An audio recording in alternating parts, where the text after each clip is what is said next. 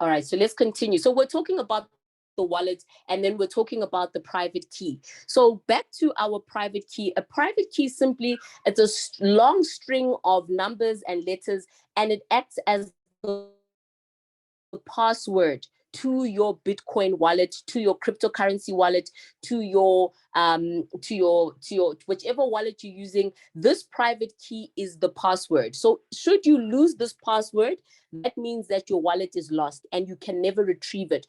Because when Bitcoin started, some people didn't really understand how, what the power of Bitcoin was going to be. We've heard stories of people who've lost their hard drives with their wallets on them, with their private keys on them, that had over 1,000 Bitcoin, 10,000 Bitcoins. So that, it just shows you right now that person probably doesn't sleep at night still because of understanding what it is that they've lost. So when you are creating a wallet today, think of the future. Say, I'm creating this with just 0.2 Bitcoin. You are going to be in the top 1% of, the world's cryptocurrency holders in the future. So take it very, very seriously. Make sure you are protecting your wallet, you're keeping it safe, and that you are doing everything to ensure that it has been stored correctly. Now, let's have a look at the difference between wallets, and then we'll come back to the private key. Now, you have software wallets versus hardware wallets. What's the difference?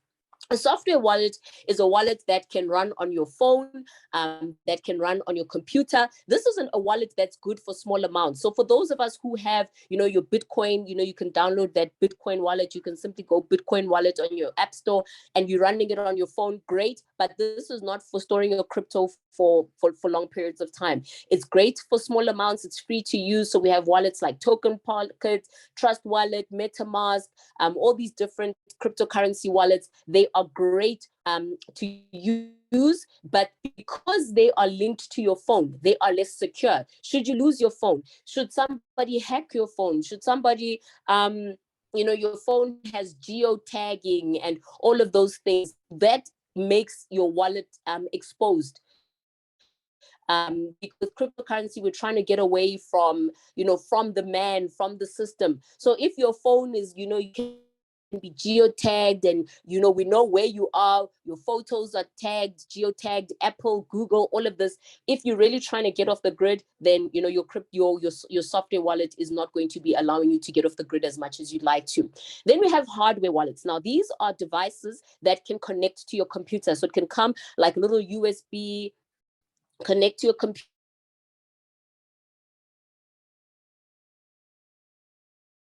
computer and use your wallet connected to, or storing your crypto. A hardware wallet is great, and it costs money, unfortunately. So these are not free like the ones we are using, but you will have to purchase one once you start getting into hardware wallets. But they are also much safer. Now, this, like I've said, it's not something that you're going to need tomorrow, but over time, you have to be aware of what the options are, so that as you are growing in the crypto space, you start using some of these different wallets. We have other types of wallets also: paper wallets, brain wallets, multi-sig wallets, and we're going to get into what those are as we go along. Now, back to your private key. Your private key works like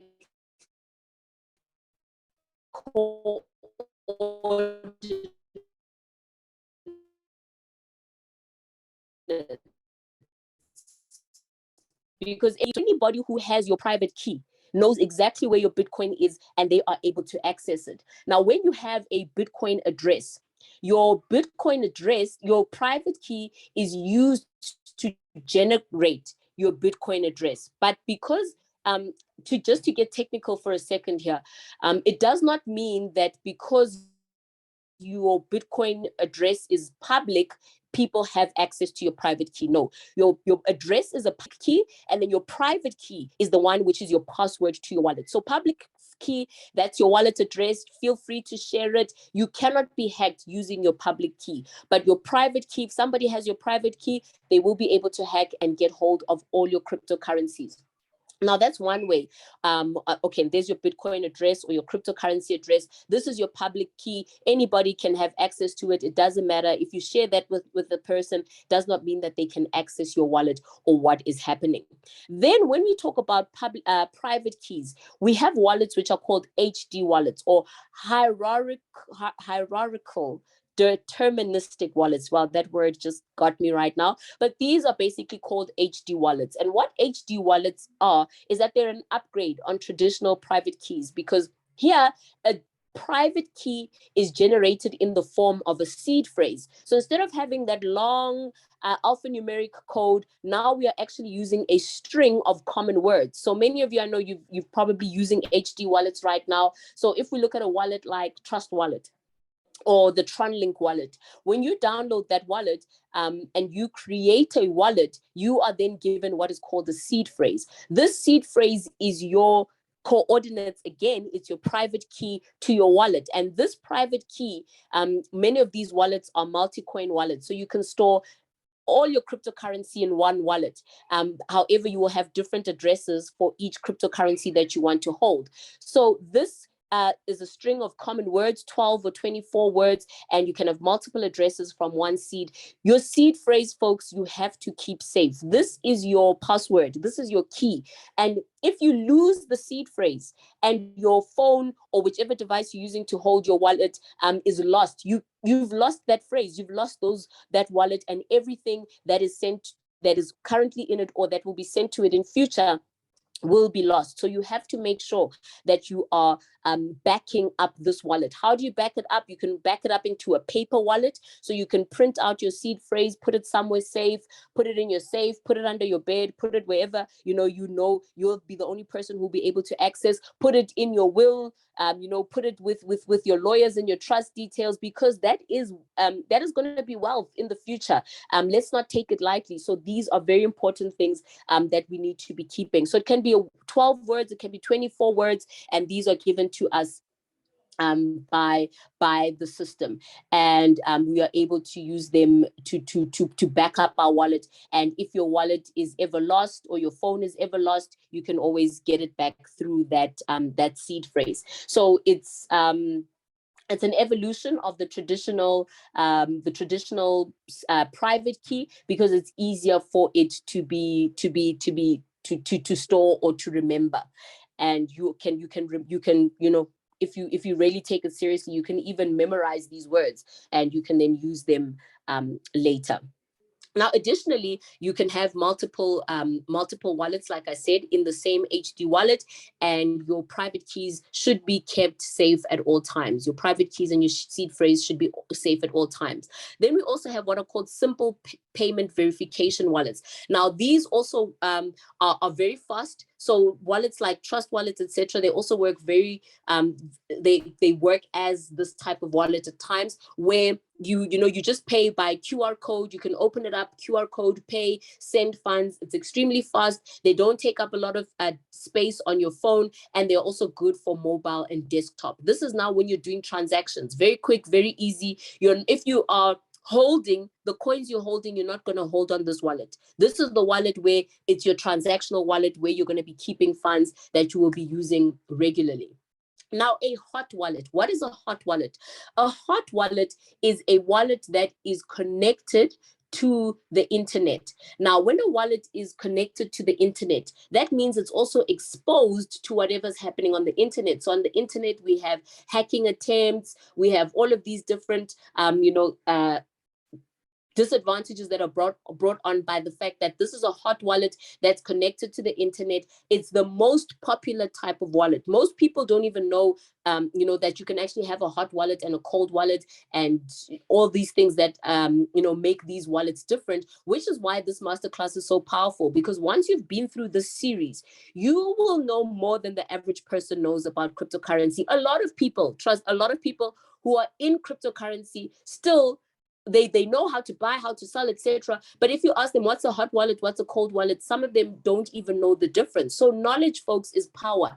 It gives you the upper hand, and that's what you want. You want to have the upper hand in this ecosystem so that you can make the most make the most strides, have the most leverage, and be able to protect yourself in this ecosystem, because it's an ecosystem that is not regulated, and it's no man's land. And in no man's land, you have to, you got to pack your guns, and our guns in no man's land are information and education. So this is a wallet, like I said, connected to the internet. It's the most popular, but it is also the least secure.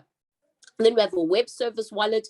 This is the least secure. So something like your exchanger wallet, where you are buying, for example, on Binance, Altcoin Trader, Luna, etc. Those are web wallets or exchanger wallets. And then a web service wallet would be something like, if you have a betting account. We have crypto betting accounts where people can put their bet in crypto, and it's a service that does that. So you're depositing your funds into a centralized cryptocurrency wallet, and you are relying on that third party to do your betting, to do your whatever it is that you're doing on those platforms. It's extremely convenient. Okay, thanks for that question, Leader. I'll answer it as we go. It's highly convenient, but it is the least secure. So if you are using a web service wallet or a hot wallet, always make sure you have multi-factor authentication. So if you, for your Binance, your Altcoin Trader, your Luno, add multi-factor authentication. Make sure your 2FA is working. If you have your Trust Wallet, your MetaMask, your Tron Link on your phone, make sure that you've put a code. You've set that timer that after how long should it log you out of the wallet. It is for your own good. If you were walking around with a bag full of gold, you would not just walk anywhere anyhow. And I'm not going to go downtown if I've got a bag with 100,000 rand in it. I'm not going to do that. But people with their phones, knowing that that has the potential to go up, the coins that they have, but they don't want to treat it as securely. So understand how to keep your wallets secure. So that's a web service wallet, and that's how it works. Now, we had a question. Once you've sent coins, can they be retrieved? No. With cryptocurrency, once you have sent your coins, they are gone. Once you have received them, they are yours. That's why, there's no, what you can't reroute payments. Once it has been confirmed on the blockchain and those funds are in your wallet, they are yours. Once you have sent funds out of your wallet to another person's wallet, those funds are gone. You cannot send an email anywhere. You can't go to the blockchain somewhere and say, stop this transaction. There is no way to reverse a cryptocurrency payment, which is why when you're getting involved with opportunities online, it's good to know, where is my cryptocurrency going? Who holds it? Is it held on a system on a website, or is it held in my own wallet where I hold the private keys? I control that wallet. So once it's there, it's mine. Those are very important things that we need to know in our decision making on how we participate in online opportunities. Now, we have what are called desktop wallets. So if you're using a desktop wallet, so you're using it on your laptop, on your desktop, it's important that you make sure that you have antivirus on your laptop, because should a virus infect your laptop, your PC, that virus is looking for any loopholes, anywhere that it can get funds. And a virus, basically, sometimes a virus acts like a spyware. So as you are typing in your password, your passcode, etc., it is picking it up, and they can clone your computer with your wallet on it, and they have your passcode. So make sure that you are always using a malware. You have antivirus on your laptop, and that's why I like, I use an iOS phone, because it's very good when it comes to not allowing viruses. But when I was using Android, sometimes you see I'm getting all these ads on my phone. Where do they come from? Simply because you can download anything from anywhere. So also invest in your what's this, in your hardware. Which hardware are you using, and what's going to be best for your journey in this crypto scene? So desktop wallets, hackers, and we're out there. You're on Facebook. You're telling everybody, I'm in cryptocurrency. Join me. Somebody's sending you a message. Your Facebook account is linked to your email. They start sending you emails to your account, basically trying to spam and trying to spyware your devices. So we've got to be aware out there, folks. This world is tough, and the people who get ahead are the people who have the information, and that's what puts us above. Small overcomes big in today's age. And so the way we become, key players in this industry is by knowing our story. Then we have a mobile wallet. So these are like your trust wallets, etc. that I said. It stores your private key. It's convenient. Security is low. Privacy is low. Make sure you use multi-factor authentication. Always back up your private key, your seed phrase. Make sure it is backed up on an encrypted device somewhere. Store it somewhere. If you have, a bank deposit box, put it there.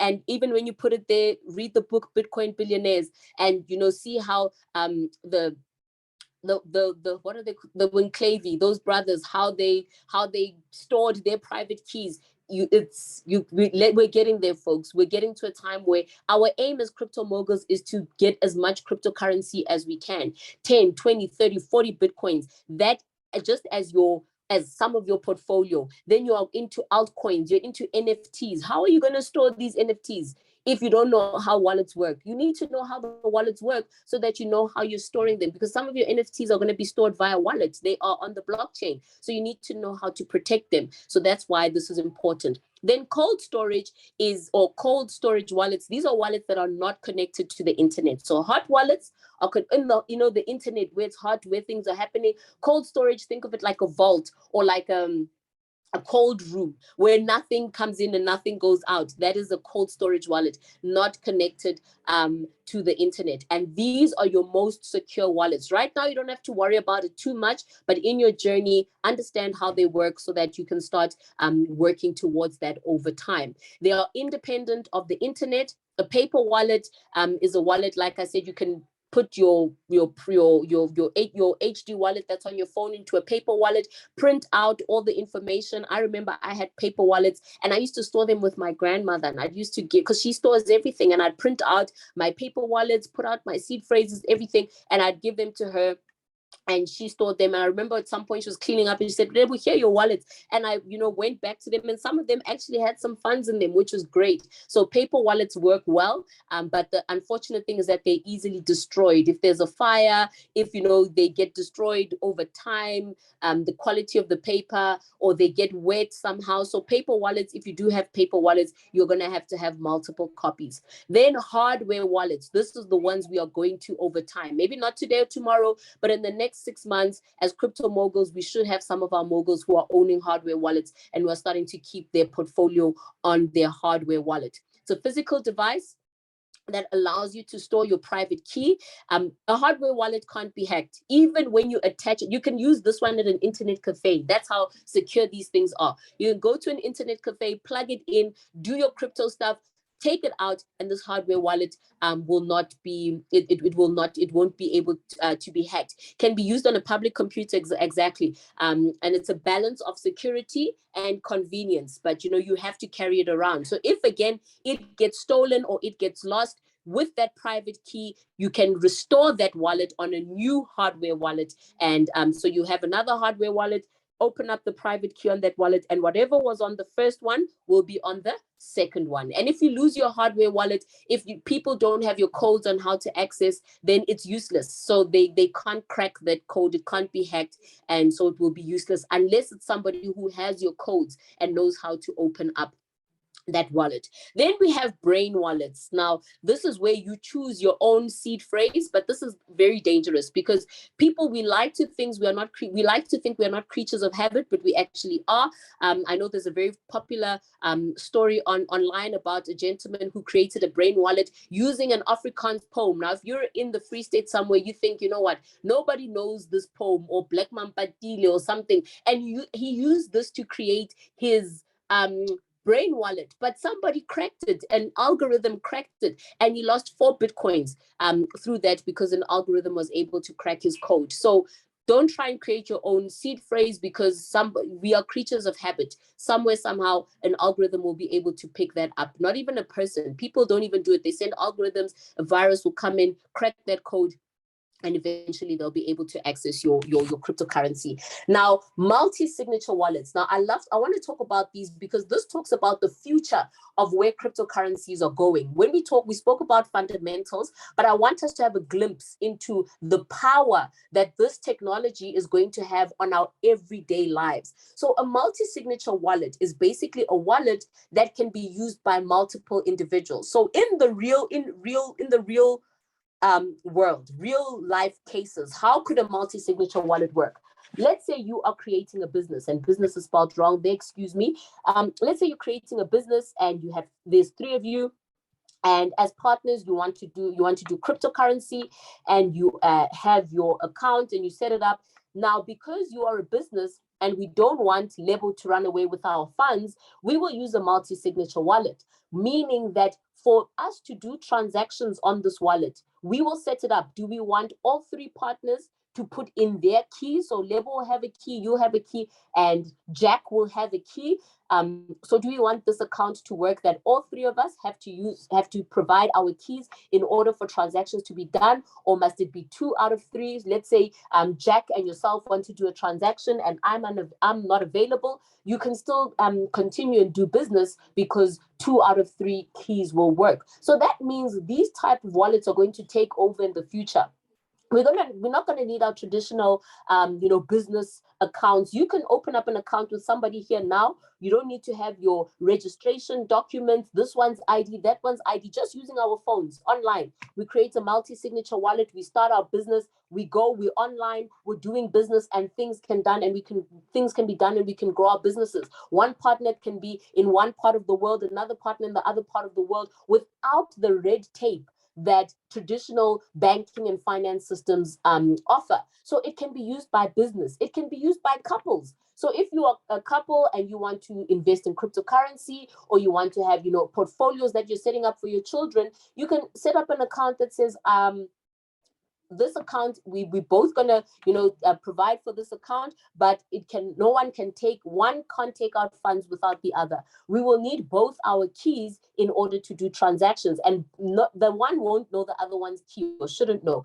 So it can be used by couples, it can be used by companies, boards of companies, business transactions. So for example, you're buying a property, and this is where smart contracts are also going to come into play. So if we're buying a property, and when you buy a property, you will have a conveyancer, and they'll put the funds in a trust, and once the funds have been completed, they do a change of ownership, etc. You can actually set up a contract that says, we're going to deposit the funds for this property, and let's say we're using a stable coin because we don't want the fluctuation. So this property sells for $2 million.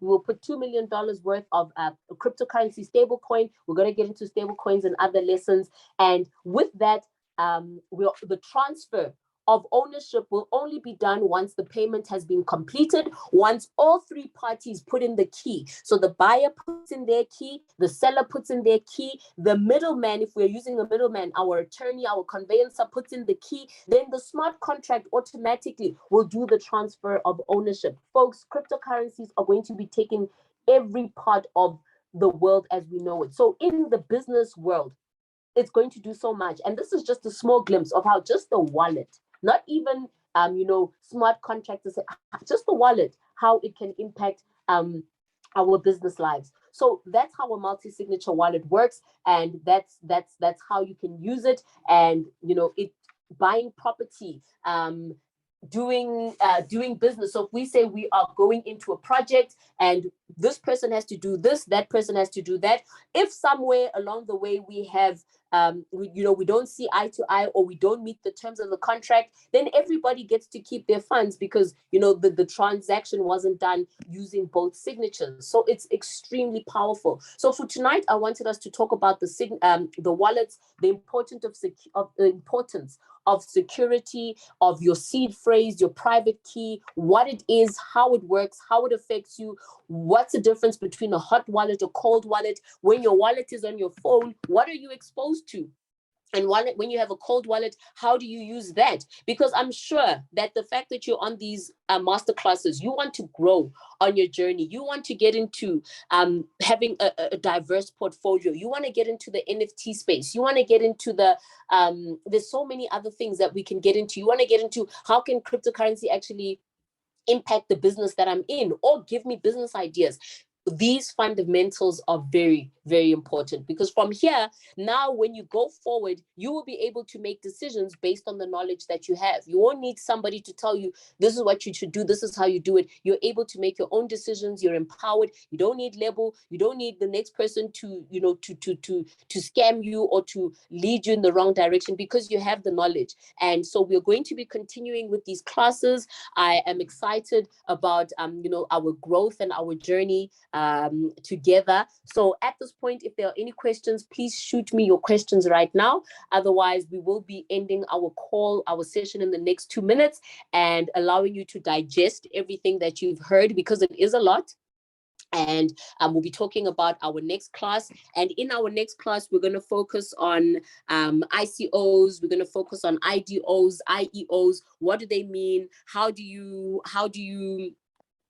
tell if a project is good? How do you research a white paper? What are the utilities of a cryptocurrency? Is it just the pump and dump? Because there are a lot of those. So it's very important to start getting that information as you go along. So leaders, I don't see any questions right now.